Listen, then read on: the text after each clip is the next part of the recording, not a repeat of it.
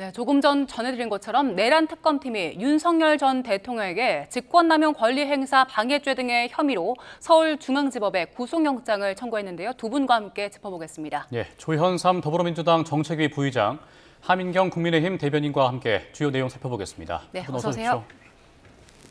네, 일단 구속영장 청구와 관련된 내용 짚어보기 전에 앞서 이재명 정부의 첫 고위당정협의회가 국무총리 공관에서 진행이 됐는데요. 그 결과를 민주당이 브리핑합니다. 현장 연결합니다.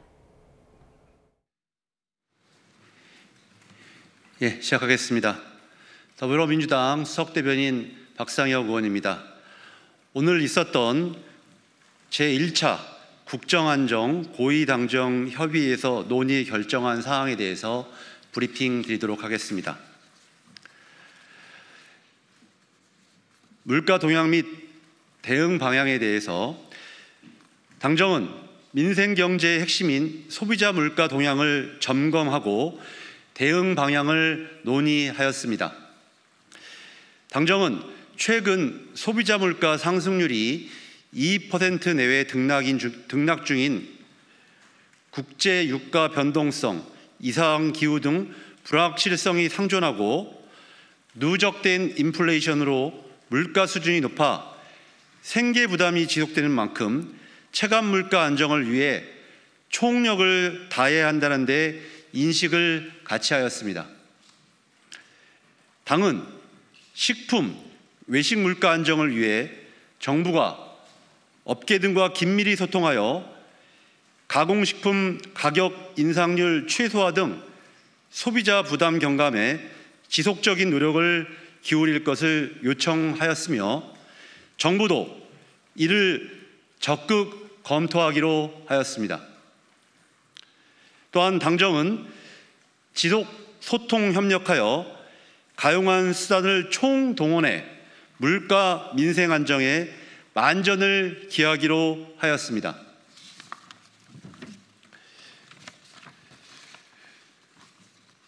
두 번째 의제인 추경 조기 집행 계획에 대해서 당정은 신속한 추경 확정에 맞춰 속도감 있는 집행으로 내수 시장에 활력을 불어넣기 위해 새 정부 추경 예산 조기 집행 계획을 점검하였습니다. 당은 경기 회복의 골든타임을 놓치지 않도록 최대한 빠르게 예산을 집행해 줄 것을 정부에 요청하였습니다. 이에 정부는 집행관리 대상 예산 중 85%를 9월 말까지 집행하겠다는 계획을 보고하였습니다. 이는 1차 추경 예산 집행 목표보다 15%가 높은 수준입니다.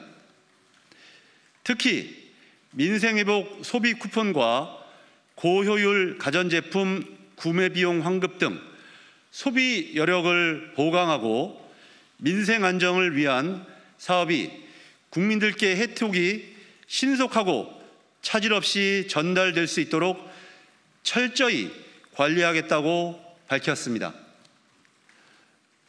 또한 정부는 근본 추경의 효과가 즉시 현장에서 체감될 수 있도록 관계부처 합동으로 집행 상황을 면밀히 점검해 나갈 계획입니다. 세 번째 의제인 여름철 재난안전대책에 대해서 말씀드리겠습니다. 당정은 기후변화로 전국 곳곳에서 국지성 집중호우가 반복되고 있는 상황을 고려하여 풍수의 대책에 대해 논의하였습니다. 당은 과거 인명피해가 빈번하게 발생했던 산사태, 하천재해, 지하 공간 등에 대해 철저히 관리해 줄 것을 정부 측에 강하게 요청하였습니다. 네, 박성혁 소속 대변인이 앞선 고위당정협의회 결과와 관련해서 발표를 했는데요. 일단 당정이 추경 확정을 위해서 속도감 있게 집행을 하겠다는 내용을 밝혔습니다. 관련해서는 저희가 잠시 뒤에 그 추경 관련된 질문들이 있는데 그때 좀 자세한 이야기를 나눠보겠습니다. 저희는 먼저 그 구속영장 청구와 관련된 이야기를 나눠볼 텐데요. 조금 전 5시 20분쯤이었습니다. 특검에서 윤석열 전 대통령에 대해 구속영장을 청구했는데 어제 2차 소환 조사가 있었습니다. 소환 조사 이후에 하루 만에 바로 이제 구속영장을 청구한 건데 일단 어떤 입장이세요? 지금 조은석 특검팀 입장에서는 2차 조사를 통해서 충분한 질의를 한 것으로 보여집니다. 보도에 따른다고 하다면 1차 때 준비했던 그런 질의 사항들을 모두 다 질문을 했고 그에 대한 윤석열 전 대통령 측의 답을 들은 것으로 밝혀지고 있습니다. 그렇다고 한다면 더 이상 이와 관련해서는 추가적인 조사 없이 곧바로 영장을 청구할 가능성이 굉장히 높았었는데요. 방금 전 구속영장을 청구함으로써 지금까지 갖고 있는 각종 수사 자료와 증거 자료로 윤석열 전 대통령에 대한 혐의 입증과 구속영장 인용 가능성이 굉장히 높다고 판단한 게 아닌가 싶습니다. 어제 이제 내란 특검 쪽에서는 준비한 질문을 다 소화했다라고 밝히면서 사실 이제 구속영장을 바로 청구할 것이다라는 관측이 많았는데 오늘 청구를 했고요. 조금 전에 윤 전 대통령 측의 입장이 들어왔습니다. 윤석열 전 대통령 측에서 법원에서 무리한 구속영장 청구에 대해서 소명을 할 것이다라고 밝혔고요. 또 혐의 사실을 충분히 소명을 했다. 법리적으로는 성립이 안 된다는 입장을 밝혔습니다. 특검 조사에서 객관적인 증거가 제시 안 된다고 밝혔는데요. 일단 윤 전 대통령 측에서 구속영장 청구에 대해서 이건 무리한 집행이다라고 반박한 내용 어떤 입장이세요? 일단은 2차 이제 소환 조사를 이제 마치고 3차 소환이 있을 거라고 생각을 했는데 3차 소환 대신 지금 구속영장 청구를 한 그런 상황입니다. 이에 대해서 일각에서는 아직 다 조사를 마치지 않았는데 왜냐하면 또 그 영장에 그 외환죄는 지금 뺐다라고도 나와 있거든요. 조사할 게 아직도 많이 남아 있고 혐의가 아직 입증되지 않았다. 뭐 이런 부분 때문인 것 같습니다. 그런 만큼 지금 이제 소환해서 조사를 해야 되는 그런 상황에서 일단 구속영장을 청구를 했다라고 하는 것은 이 내란 특검팀이 처음부터 구속영장 이 발부가 이제 목적이 아니었나 이런 생각이 좀 드는 것이요. 애초부터 이제 그 출석과 관련해서 윤석열 전 대통령에게 뭐 지하로 출입할 수 없다. 뭐 이런 부분 때문에 뭐 과연 출석을 할 것인가 이런 얘기도 있었고요. 그럼에도 불구하고 윤석열 전 대통령이 이제 출석을 했습니다. 그랬더니 그 특검보가 상당히 놀랐다. 이런 브리핑을 하기도 했고요. 또 그 다음에는 이제 그 피고발인으로 된 분이 이제 수사 주체가 돼서 조사를 해서 일단 이제 조사가 멈춰진 그런 해프닝도 있었습니다. 그 부분 때문에 조사 거부를 하는 것이 아니냐 이렇게 얘기를 하면서 또 구속영장에 대한 청구 이런 얘기가 또 나왔었습니다. 그리고 나서 이제 조사를 제대로 이제 받고 뭐 15시간의 조사를 받았다라고 얘기를 하고 있습니다. 뭐 조사에 대한 거부도 없었고요. 그럼에도 불구하고 이제 일단 내란 특검팀에서 구속영장을 청구를 한 것은 물론 법원에서 판단을 하겠지만 이 부분은 이제 을 일단 시키는 것이 이 내란 특검팀의 목적이 아니었나 이런 생각이 좀 들고요. 일단 영장 실질 심사가 이제 곧 있을 예정이니 거기서 밝혀질 것은 범죄 중대성도 있는데 뭐 도주의 우려라든지 증거인멸의 우려라든지 이런 부분에 대한 판단할 것으로 보입니다. 그런데 관련자들 많은 부분들이 나와서 이미 이제 진술을 했던 부분이 있고 또 윤석열 전 대통령 측도 이제 대통령을 포함해서 다 진술을 많이 했기 때문에 과연 이게 구속영장 청구를 한 대로 이제 집행이 될 것인가 이 부분을 좀 지켜봐야 될 것 같습니다. 지금 들어온 윤 전 대통령 측의 입장을 보면 특검의 조사에서 객관적인 증거가 제시된 바가 없고 관련자들의 진술에 의해서도 범죄가 성립되지 않는다 이렇게 입장을 밝혔는데 이에 대해서는 어떻게 보십니까? 구체적인 사정은 이번 영장 실질 심사 과정에서 아마 법원이 판단을 하게 될 겁니다. 아마 그런데 만약에 조은석 특검팀에서 혐의 입증이 쉽지 않은 상황에서 구속영장을 청구했다라고는 상정하기가 굉장히 힘들 것 같아요. 이미 지금 구속 취소로 풀려난 전직 대통령에 대해서 새롭게 청구하는 구속영장 아니겠습니까? 다시 한번 이제 구속의 심사를 받게 되는 상황인데 부족한 증거와 입증 자료를 통해서 이를 청구했다고 믿겨지지는 않고요. 특히 직권남용과 관련해서는 국무회의에 참여하지 않은 국무위원들 6명에 대한 조사도 이미 이루어졌고, 그리고 국무위원회 참석을 했다고 하더라도 국무회의가 제대로 이루어지지 않았다는 부분에 대해서는 이미 조은석 특검팀이 출범하기 이전부터 검찰과 경찰 단계에서 굉장히 많은 조사가 이미 이루어진 바가 있습니다.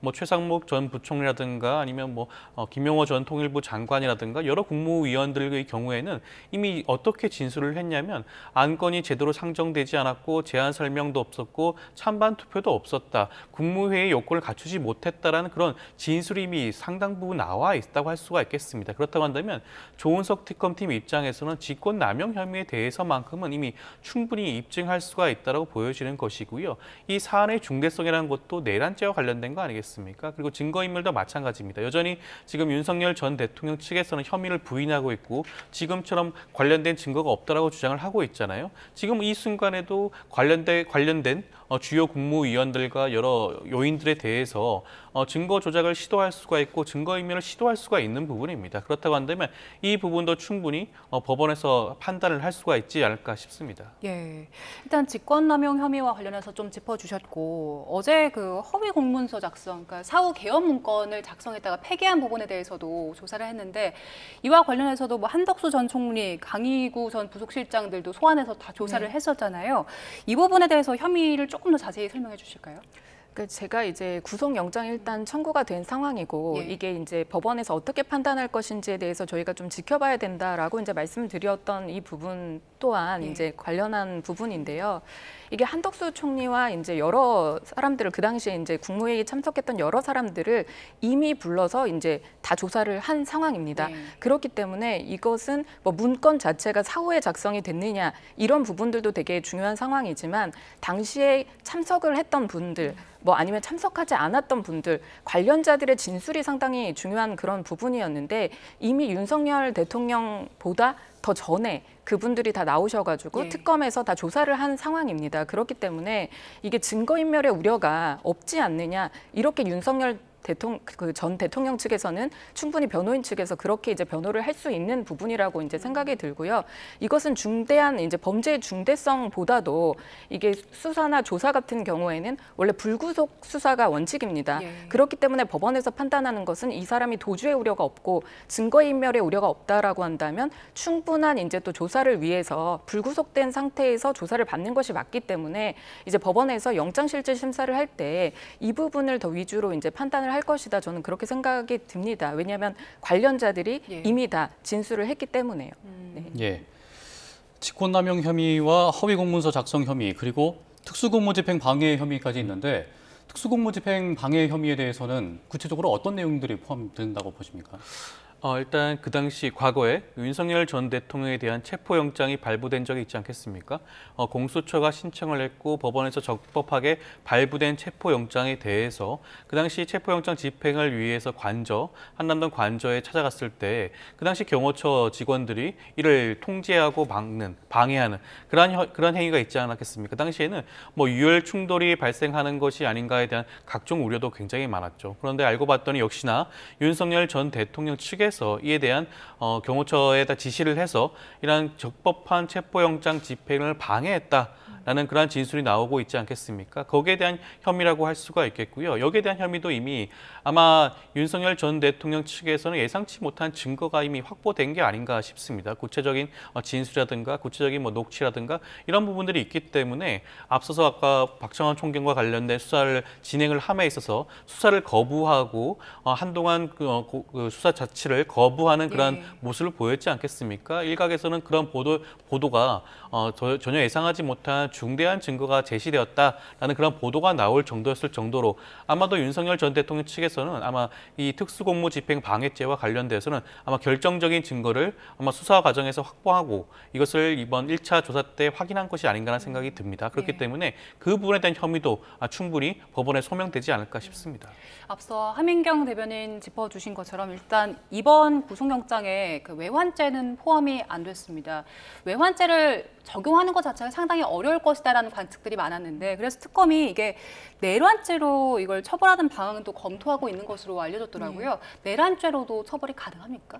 일단은 이제 무인기를 북한에다가 보낸 것이 이제 윤석열 전 대통령의 뭐 지시라든지 우리 정부의 이제 문제다 이렇게 특검은 보고 있는 그런 상황으로 외환죄 혐의를 적용 이제 처음에는 하겠다 이렇게 말을 했는데 이게 조사를 하다 보니까 정확하게는 구체적으로 아까 특검보도 밝히지 않는 그런 부분인 것 같습니다. 아마 밝히기 좀 어렵지 않나 그런 생각이 들고 또 외환죄 같은 경우에는 그렇다면 북한과 이게 공모를 했다라는 이제 점이 드러나야 되는데 그런 부분을 밝히기 어렵기 때문에 특검에서는 지금 이제 북한에다가 무인기를 보낸 것은 이제 우리 정부였다 이렇게 이제 보는 시각에서 그러면 이건 내란죄로 이제 우리 안에서 이제 내란을 일으킬 그런 목적으로 했다라고 이렇게 조사를 하겠다라고 얘기를 했는데 일단은 특검에서 밝힌 것은 조사할 내용이 외환죄 관련해서는 너무나 많고 아직 조사가 충분히 이루어지지 않았다 이렇게 얘기를 하는 것으로 봐서 이 부분에 대한 입증이 어렵지 않은가. 그러니까 북한과 공모를 했다라는 이런 부분들을 빼고서라도 이 무인기를 평양에 보낸 것이 우리 정부였다 이런 부분을 입증하는 것이 특검이 어렵지 않았나 저는 이렇게 생각이 듭니다.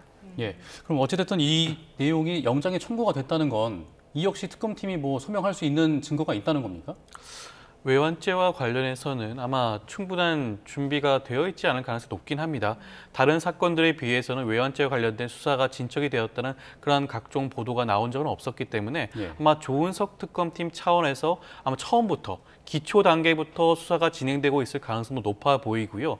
그렇기 때문에 외환죄에 관련돼서는 조금 더 추가적인 보완 수사 이후에 이를 뭐 문제 제기할 가능성이 저는 높아 보이긴 합니다. 그리고 외환죄 관련돼서는 앞서 말씀하셨다시피 공모 부분을 입증해야 될 그런 부담이 분명히 있습니다. 과거에 뭐 보수 정권에서 뭐 총풍이라든가 북풍 사건들이 있었긴 했지만 그렇다고 하더라도 공모 혐의를 입증하기 위해서는 지금 짧은 시간 안에 그 부분까지 과연 이뤄낼 수 있을까라는 측면도 충분히 고려가 되어야 될 것이고요. 그렇지만 외환죄의 경우에는 실행을 꼭 하지 않아도 괜찮습니다. 예비와 음모, 모의의 경우에도 처벌할 수 있는 규정이 있기 때문에 만약에 윤석열 전 대통령 측에서 이런 외환과 관련돼서 외환 유치와 관련된 그런 예비와 모의, 그런 음모 같은 그런 정황과 그런 증거들이 확보가 된다면 충분히 외환죄와 관련돼서도 처벌할 가능성이 높지 않을까 싶습니다. 예, 영장 실질심사 그럼 언제쯤 열릴까요? 이제 아마 곧 내일은 조금 너무 이제 빠르지 않나 싶고 이제 모레 정도 열릴 것 같은데 지금 이제 구속영장 청구가 된 부분에서는 외환죄가 지금 빠져 있는 겁니다. 외환죄를 뺐다라고 하는 것은 지금 방금 변호사님 말씀하신 것처럼 만약에 이제 특검은 지금 직진을 계속하고 신속히 지금 모든 것을 하고 있는데 그럼에도 불구하고 이 구속영장 청구에서 외환죄를 뺐다라고 하는 것은 이게 혐의 입증 자체가 어렵지 않는가. 뭐 예비나 음모나 이런 부분만 얘기가 돼도 이게 외환죄로 뭐 구속영장 청구에 충분히 포함시킬 수 있음에도 불구하고 이 부분을 뺐다라는 것은 아마도 그 부분에 대한 것은 조사를 이제 더 할 것이 남았다라고 특검이 얘기하지만 아니지 않을까 저는 조심스럽게 그렇게 관측이 되고요. 아마 구속영장 실질심사에서는 그 부분은 빠졌기 때문에 이제 별다르게 외환죄에 대해서는 다뤄지진 않겠지만 아마 특검이 이것 또한 상당히 조급하다 이렇게 평을 받지 않을까라는 생각이 듭니다. 왜냐하면 외환죄가 조사할 것이 많고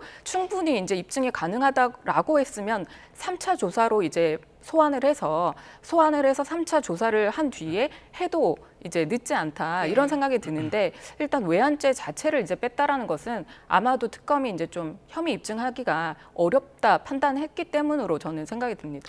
글쎄요, 저는 조은석 특검팀의 경우에는 이번 혐의 자체가 11개 혐의에 대해서 수사를 진행하는 것입니다. 수사 각 혐의마다 수사의 진척도가 조금씩 다를 수가 있습니다. 이전 특검팀이 수사를 개시하기 이전에 검찰과 경찰 단계에서 상당 부분 진행이 된 사건도 있고 그렇지 않은 사건도 있을 수밖에 없습니다. 그렇다고 한다면 조속히 윤석열 전 대통령에 대한 신변 확보가 중요하다고 판단된다면 지금 이미 마무리가 되어 있는 혐의에 대해서는 구속영장을 청구할 가능성이 굉장히 높다고 보여지는 것이고요.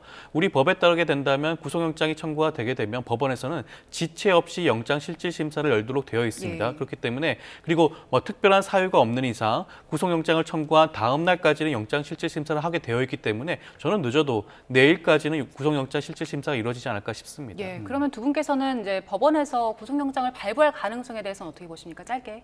저는 굉장히 높다고 보여지는 것이요. 앞서도 말씀을 드렸지만 뭐 직무 각종 혐의에 대해 대해서는 이미 검찰과 경찰 단계에서 수사가 굉장히 많이 지적된 부분도 분명히 있고요. 예. 이러한 수사를 자료를 바탕으로 윤석열 전 대통령에 대한 1차와 2차 조사를 진행을 했습니다. 여기에 대해서 구속영장 발부 가능성이 굉장히 낮다고 한다면 조은석 특검팀이 이렇게 무리하게 예. 구속영장을 청구할 가능성은 없다고 보여져. 이미 구속이 한 차례 취소된 사정이 있는 상황에서는 굉장히 높은 확률로 구속영장이 발부될 가능성이 있기 때문에 충분한 자료와 증거를 가지고 시청하지 않았을까 싶습니다. 네, 하민경 대변인께서는 어떻게 전망하세요? 저는 일단 조은석 그 특검팀이 너무나 조급하다 이렇게 말씀드린 것은 이미 한 차례 청구를 해서 이게 기각된 바가 있는데 체포영장을. 예, 체포영장입니다. 그럼에도 불구하고 지금 다시 이제 한 번 소환, 그러니까 두 번 이제 조사를 해서 바로 구속영장을 또 이제 청구를 했다라는 것이 이게 이제 법원에서는 판단을 하는 게 이게 범죄 중대성뿐만 아니라 제가 아까 말씀드린 것처럼 이거는 조사 단계이기 때문에 수사 단계이기 때문에 증거 인멸의 우려라든지 도주의 우려를 상당히 이제 중요하게 봅니다. 그런 면에서 이 부분은 이제 법원의 판단 어떻게 나올지 지켜봐야겠지만 네, 저는 좀 기각될 가능성도 있지 않을까 생각됩니다. 예. 예. 그런가 하면 또 이제 김건희 여사의 여러 의혹에 대해서 특검팀이 또 겨냥을 하고 있는데 도이치모터스 주가 조작 사건이나 공천 개입 의혹이 아닌 이 삼부토건이 1호 수사 대상인 이유에 대해서는 또 어떻게 보십니까? 김건희 특검팀의 경우에도 굉장히 많은 혐의에 대해서 수사를 진행을 하고 있죠. 16개의 혐의입니다. 앞서 말씀드린 것과 비슷한 맥락이긴 한데요. 각 혐의마다 수사의 진행 정도와 진척도가 다를 수밖에 없고요. 특검팀 입장에서 이 부분도 명백히 밝힌 바가 있습니다. 앞서 말씀드린 것처럼 도이치모터스 주가 조작 같은 경우에는 이미 관련된 그 공범들의 경우에는 이미 형사 처벌이 확정된 경우가 있죠. 이미 상당 부분 증거가 확보가 되었고 최근에는 압수수색을 통해서 김건희 여사의 그런 목소리가 담겨 있는 녹취 파일까지도 수백 개가 확보되어 있다고 합니다. 그 녹취 파일 살펴보게 되면 김건희 여사가 사실상 공범에 준하는 그런 행위를 한 것이 아닌가라는 의심이 될 정도의 그런 증거라고 합니다. 그렇다고 한다면 상당 부분 수사가 진척이 되고 있다고 할 수가 있겠죠. 앞서 말씀하신 명태균 의혹도 마찬가지입니다. 명태균 의혹의 경우에도 창원지검 차원에서 충분한 조사가 이루어졌기 때문에 김건희 여사에 대한 소환 조사 요청을 하지 않았겠습니까? 소환 조사를 요청한다는 자체는 이미 충분한 관계자 조사, 참고인 조사가 이루어졌고 증거가 수집이 되었다는 겁니다. 그렇기 때문에 김건희 여사에 대한 소환 조사를 요청한 것으로 보여지는 것이죠. 그렇다고 한다면 삼부토건의 사건과는 어떻게 보면 꽤 큰 차이가 있다고 볼 수가 있겠죠. 삼부토건과 관련해서는 김건희 여사에 대한 수사가 전혀 진행되지 않은 것으로 알려지고 있습니다. 그렇다고 예. 한다면 특검팀 입장에서는 다른 사건과의 속도, 진척 정도를 어느 정도 일정 부분 맞출 필요성이 있다라고 느껴진 것으로 보여지고요. 예. 왜냐하면 한 차례 김건희 여사에 대한 소환 조사를 통해서 각종 의혹에 대한 질문을 모두 다 할 필요성도 분명히 있어 보입니다. 그렇기 때문에 이런 수사의 속도조를 위해서라도 아마 삼부토건에 대해서 조금 더 빨리 진행을 하고 있는 게 아닌가 싶습니다. 예, 앞서 금융당국이 조사를 하면서 삼부토건 전현직 관계자는 검찰에 고발을 했는데 김건희 여사나 원희룡 전 장관 그리고 이종호 전 대표에 대해서는 고발 대상에서 제외를 했거든요. 그래서 지금 금융당국이 이게 늑장 수사를 하는 게 아니냐 아니면 의혹에 대해서 신속히 조사를 하지 않고 있다는 지적들 나오고 있거든요. 앞으로 특검팀이 금융당국에 대해서도 조사를 할 가능성은 어떻게 보세요? 일단은 이제 민준기 특검 같은 경우에는 앞서 그 내란 특검 그 조 특검과는 좀 다르게 네. 판사 출신으로서 좀 이제 상당히 진중하게 이제 사건을 접근하는 그런 특성이 있다 이런 보도가 계속 나오고 있는데요. 그런 것처럼 일단 현판식을 이제 진행한 뒤에 바로 한 것이 삼부토건에 대한 압수수색이었습니다. 예. 그리고 그 다음 날 또 바로 한 것은 이제 삼부토건의 전 대표를 이제 불러서 소환 조사를 한 그런 상황입니다. 이렇게 차근차근 이제 조사를 하고 있고 삼부토건부터 하겠다라고 얘기를 한 것은 국민들의 관심이 상당히 많은 사건이기 때문에 이 부분부터 이제 진행을 한다 이런 얘기를 하고 있고요. 또 앵커님께서 말씀하신 것처럼 좀 밝혀진 부분이 좀 미흡하다 이런 지적도 많기 때문에 아마 그 부분부터 집중적으로 이제 조사를 시작하려고 한 것이 아닌가 싶습니다. 예, 네. 그러면 그 금융당국에 대해서도 직접 수사를 개시할 가능성도 있습니까? 그건 특검팀에서 아마 내부적으로 좀 숙의할 필요성이 있지 않을까 싶긴 한데요. 만약에 금융당국이 이 삼부토건과 관련해서 김건희 여사와 관련된 충분한 문제 제기와 수사 진행을 할 수가 있었음에도 불구하고 그러지 않은 확실한 증거와 정황이 나온다고 한다면 저는 그 부분도 함께 살펴보고 수사를 진행할 필요성도 있지 않을까 싶습니다. 그렇지만 지금 단계에서 민준기 특검팀이 이 부분에 대해서 대해서 적극적으로 수사에 나설 가능성은 저는 일단 현재로서는 그렇게 크지 않지 않을까 생각이 들고요. 우선 김건희 여사에 대한 각종 수사를 진행을 하다 보면 아마 금융당국과의 그런 연결성이라든가 금융당국의 관련성도 확인할 수 있지 않을까 싶습니다. 예. 예. 그러면 김건희 여사에 대한 소환 조사는 언제쯤 진행이 될 거라고 보세요? 아마 그리 멀지 않은 때, 김건희 여사 같은 경우에도 소환해서 이제 조사를 할 것이라고 생각이 들고요. 아마 이제 그 전에 입원을 했어서 좀 몸이 안 좋다 이런 부분에 대해서도 민중기 특검이 이제 고려하겠다라고 얘기를 한 만큼 그러나 이제 곧 아마 임박했다라고 이제 보입니다. 예. 자, 그리고 최상병 특검과 관련해서도 얘기를 나눠보겠습니다. 내일 김계환 전 해병대 사령관에 대해서 소환 조사를 하는데 특검팀이 김계환 전 사령관에 대해서는 어떤 부분을 집중적으로 물어볼까요? 박정훈 전 해병대 수사 단장의 경우에는 그 당시에 김계환 전 사령관으로부터 경로설에 대한 얘기를 사실상 전해 들었다고 알려져 있지 않겠습니까? 그렇다고 한다면 김계환 전 사령관이 VIP 경로설, VIP는 여기서 윤석열 전 대통령을 지칭을 하는 것으로 알려져 있죠. 그렇다고 한다면 과연 윤석열 전 대통령이 이번 최혜병 사건과 관련해서 수사의 진행 사항을 보고받은 다음에 실제로 경로한 발언에 대해서 알고 있는 부분이 있는지 아마 집중적으로 살펴볼 수밖에 없을 겁니다.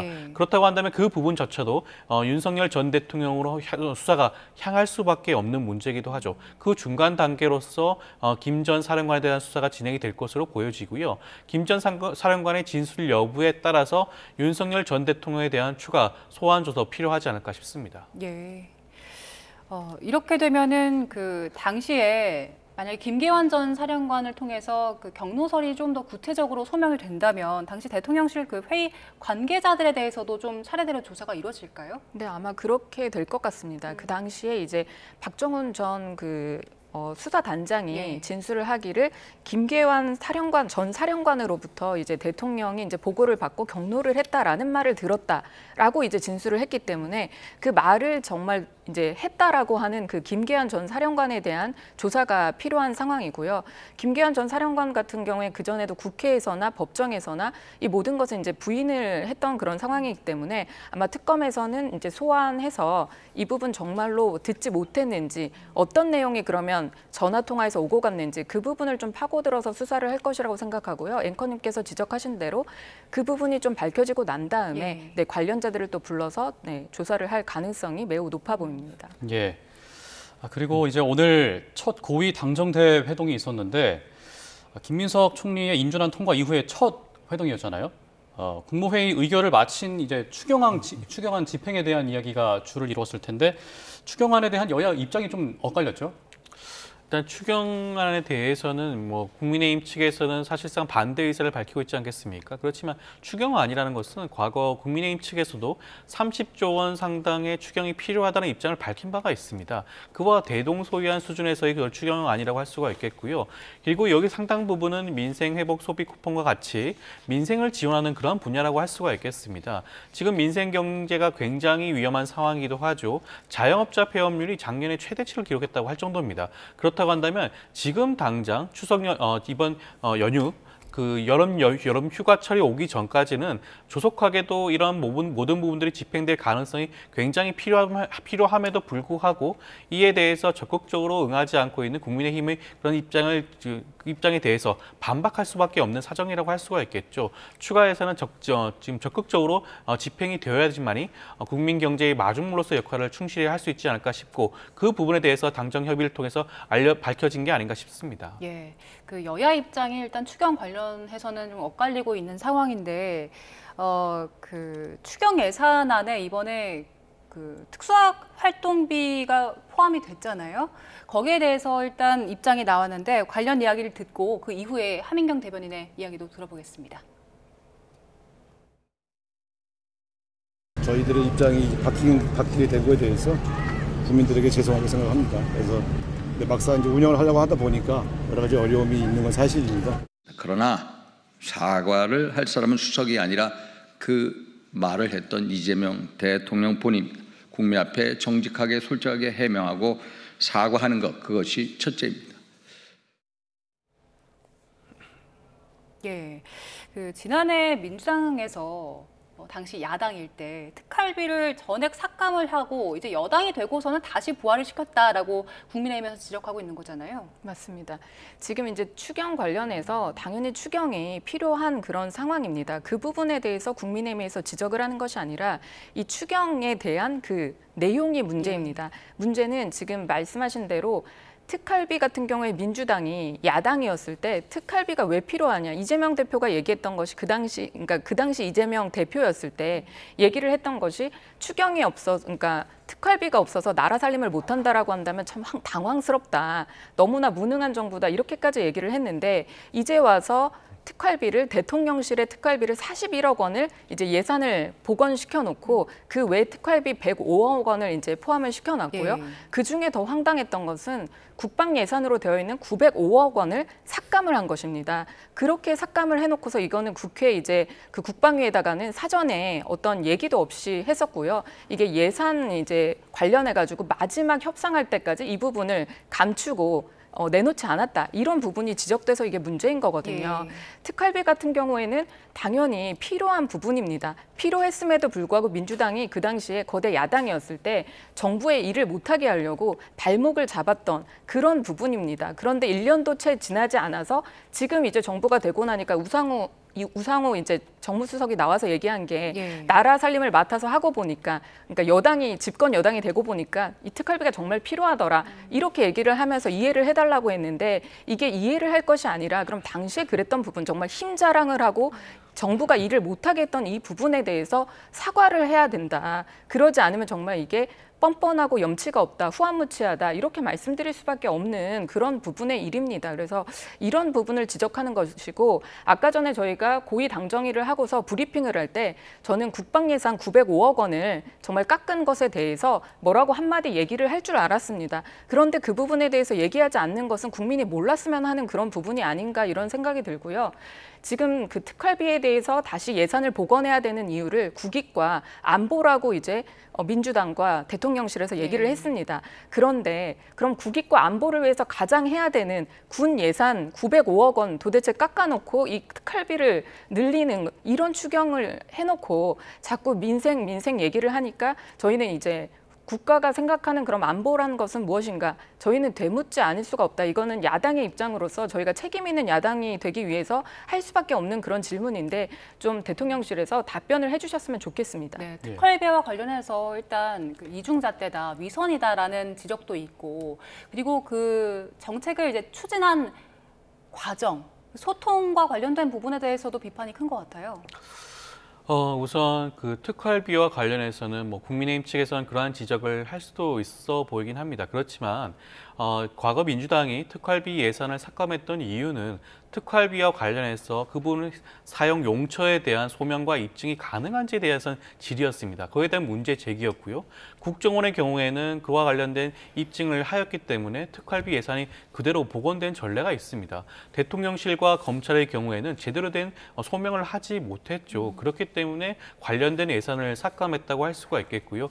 이번에 우상호 정무수석이 대통령실을 대변해서 이재명 정부를 대표해서 사과의 말씀, 유감의 말씀을 하지 않았겠습니까? 저는 그 사과와 유감의 말로 충분히 가름할 수 있다고 보여지는 것이고요.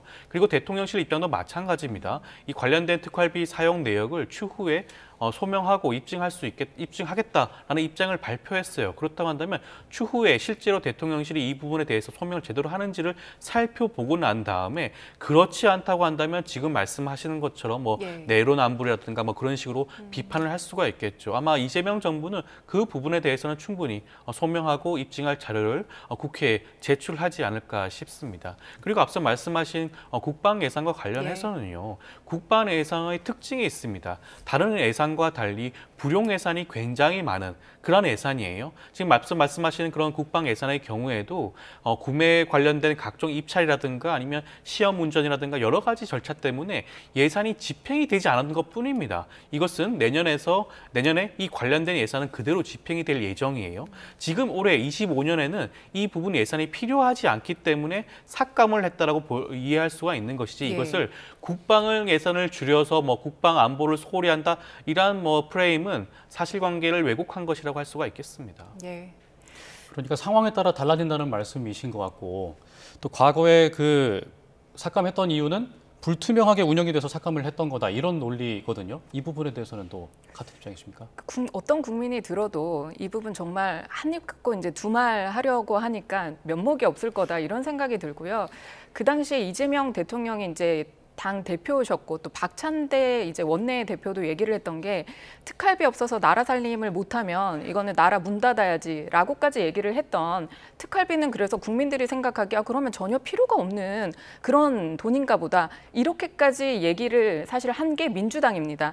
그런데 사실 특활비는 정말로 필요하거든요. 이게 뭐 영수증이 없는 그런 집행이 아니라 정말 뭐 외교라든지 안보라든지 정말 곳곳에 중요한 곳에 쓰일 수밖에 없는 돈이 특활비였습니다. 그런데 과거에 이제 그 민주당이 야당 시절 불과 1년도 안 된 그때 야당 시절에는 거대 의석수를 가지고 이 특활비 하나도 필요 없다 전액을 삭감을 해놓고 이제 와서 특활비 본인들은 다 소명할 수 있으니까 우리는 써도 돼 이렇게 하면서 예산을 다 마구 이제 끌어오는 이 부분에 대해서 참 국민들이 보시기에 뭐라고 할까 이런 생각이 들고요.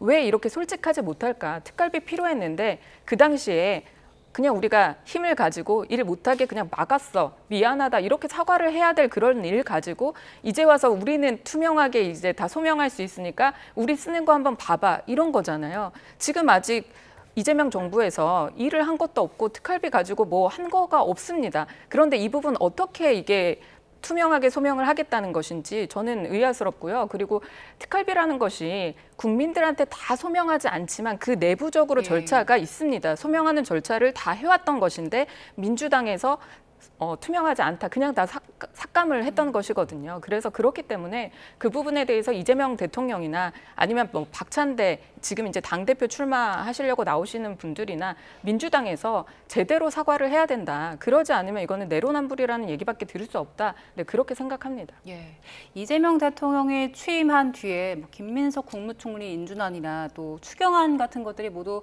민주당 단독으로 일단 다 처리가 됐습니다.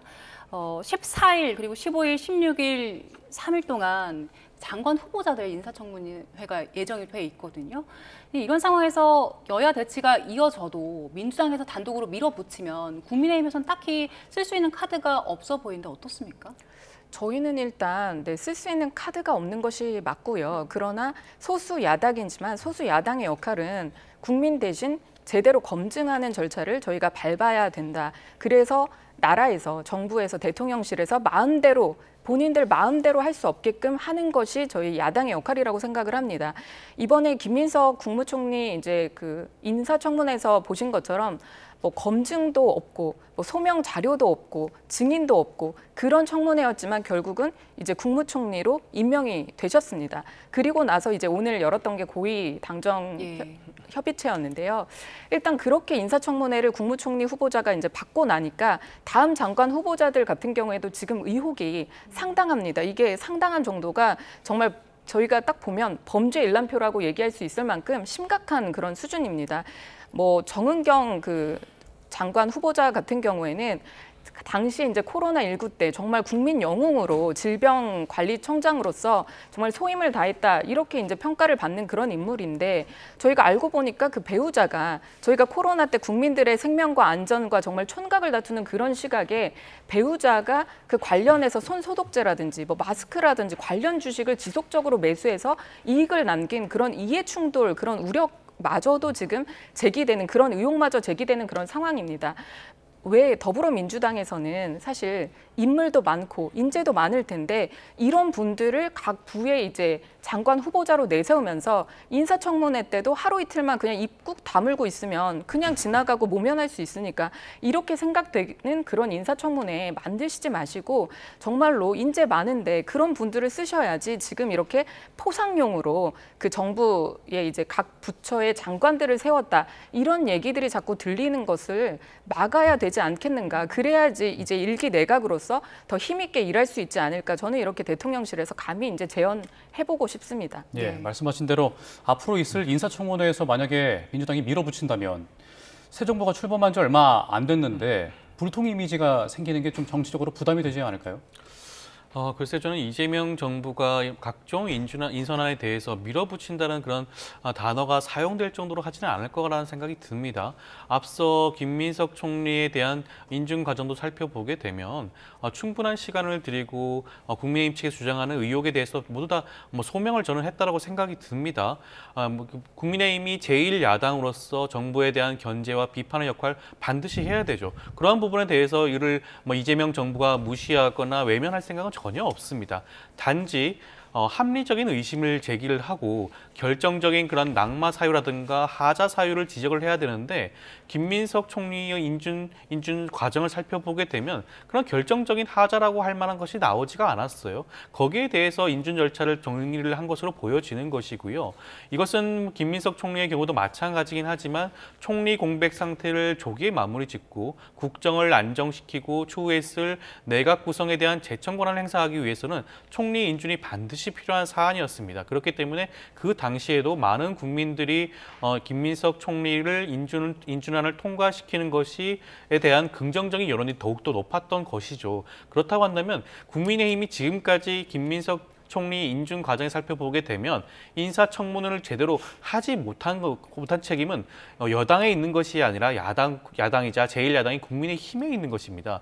제대로 된 검증 절차를 하지 못했다고 한다면 그것 자체가 야당으로서의 책임을 방기했다고 할 수가 있겠죠. 마찬가지입니다. 앞으로 나오게 될 각 내각 구성원들에 대한 장관 후보자에 대한 인사청문회 과정에서도 여기에 대한 적극적인 그런 입장을 밝히고자 한다면 확실한 증거라든가 증인이라든가 진술이라든가 여러 가지 증거를 확보를 해야 돼요. 그렇지 않고 단지 말뿐인 의혹 제기라고 한다면 아마 많은 국민들이 거기에 대해 납득하지 못하지 않을까 싶습니다. 예, 지금 이제 14일부터 있을 인사청문회와 관련해서는 국민의힘 쪽에서는 벌써 여러 가지 의혹을 제기하고 있기 때문에 어떻게 소명을 해 나갈지 좀 지켜봐야 될 것 같고요. 또 임시국회 시작되면서 지난 정부에서 거부권이 행사됐던 법안들, 방송 3법, 노란봉투법 같은 것들에 이제 민주당이 속도를 낼 걸로 보이는데 여기에 대해서 국민의힘에서는 어떻게 또 대여 투쟁을 할 것인가 이 부분도 관심이에요. 그러니까 상당히 지금 이제 소수 야당인 국민의힘으로서는 정말로 이제 국민께서 명하신 그런 역할이 야당으로서 여당의 독주를 막고 그리고 대통령실의 이제 독재를 막는 것이 야당의 임무임에도 불구하고 지금 인사청문회뿐만 아니라 지금 진짜 모든 것이 협치는 실종이 됐습니다. 민주당에서 공공연히 얘기를 하는 것이 협치의 대상이 아니다라고까지 국민의힘을 표현하고 있는 그런 상황이거든요. 그런데 이렇게 정쟁 법안에 대해서 분명히 문제가 있기 때문에 이 부분에 대해서는 심사숙고함이 반드시 필요합니다. 지금 앵커님께서 말씀해 주셨던 그런 방송법이라든지 노란봉투법이라든지 양곡관리법이라든지 여러 가지 법안들에 대해서 문제점이 상당히 많이 지적되고 있음에도 지금 민주당의 태도는 대통령실은 일단 협치를 이재명 대통령은 공적인 자리에서 협치를 말씀하십니다. 그럼에도 불구하고 민주당은 협치의 대상이 아니라고 하고 협치는 필요 없다라고 얘기를 하면서 거의 독재를 하고 있는 그런 수준인데 이 법안들에 대해서는 숙고할 부분이 분명히 있고 이 법안이 그대로 실행됐을 때 문제가 많기 때문에 그동안에 이렇게 하지 않고 대통령이 거부권을 행사를 했던 그런 부분들이거든요. 이제는 막을 시스템조차 없다. 그래서 더더구나 이제 국민들께서도 함께 이 부분 잘 보시고 저희 국민의힘에서는 어떤 부분들이 어떤 근거 때문에 이거는 이렇게 실행됐을 경우에 문제가 많다. 이런 부분을 저희는 알릴 수밖에 없고 국민들께서 함께 막아주시지 않으면 이 정부의 이제 독재 브레이크, 저희는 브레이크가 없다. 이렇게 생각을 하고 있거든요. 독재라는 게 다른 게 없고 그냥 소수의 목소리를 전혀 듣지 않는다. 그리고 내가 마음대로 한다. 이것이 바로 독재이기 때문에 지금 더불어민주당에는 민주가 없지 않나. 저는 이렇게 생각을 하고 있고요. 부디 소수의 목소리도 좀 경청하고 같이 협치를 하는 것이 나라, 국민을 위한 것이 아닌가 이런 생각을 해봅니다. 네, 조윤선 부위원장 짧게 반박해 주시자면요. 협치를 하지 않은 것은 지난 정부였던 윤석열 정부라고 할 수가 있겠죠. 이재명 정부의 경우에는 출범한 지 한 달도 되지 않아서 제1야당인 국민의힘 대표를 두 차례나 만나서 여러 가지 회담을 한 경우가 분명히 있습니다. 그것 자체가 이재명 정부의 협치에 대한 의지를 고스란히 보여준다고 있다고 할 것이고요. 저는 김민석 총리도 그 연장선이라고 보여지는 것이 김민석 총리 자체가 4선 의원 아니시겠습니까? 야당 의원들과도 충분히 소통할 수 있는 그런 분이시기도 합니다. 초대 총리로서 김민석 총리를 지명한 것 자체가 어떻게 보면 국정 운영과 함께 정무를 회복하겠다. 여야가 회담할 수 있는 예. 소통할 수 있는 그런 창구를 다시 한번 확보하겠다라는 그런 의지의 표현이라고 보여질 수가 있겠거든요. 그렇다고 한다면 협치에 대한 이재명 정부의 그런 의지라든가 방향성에 대해서는 의심의 여지가 없다라고 할 수가 있겠고요. 그렇다고 한다면 각종 개혁 입법 법안들에 대해서 어떻게 처리할 것인가. 상법 개정안 같은 경우에는 국민의힘과 충분히 조율해서 예. 진행을 하기로 이미 정해져 있지 않겠습니까? 나머지 노란봉투법이라든가 방송법이라든가 양국관리법 같은 경우에도 뭐 일부분 속도 조절이 필요할 경우도 있겠지만 충분히 통과될 필요성이 있어 보이는 것 자체가 우리 국민들은 지난 총선과 이번 대선에서 이미 이와 관련된 각종 개혁 입법 법안들을 충분히 인지하고 있는 상태에서 두 차례 선거 모두 민주당에게 승리 그리고 압승을 거두게 해줬습니다. 이것 자체가 국민 민의의 표현이라고 보여지는 것이고요. 그렇다고 한다면 이런 개혁 입법 법안들에 대해서도 신속하게 처리될 필요성은 분명히 있지 않을까 싶습니다. 예, 알겠습니다. 자, 두 분과 함께 전국 상황 짚어봤습니다. 조현삼 민주당 정책위 부의장, 하민경 국민의힘 대변인과 함께했습니다. 고맙습니다. 고맙습니다.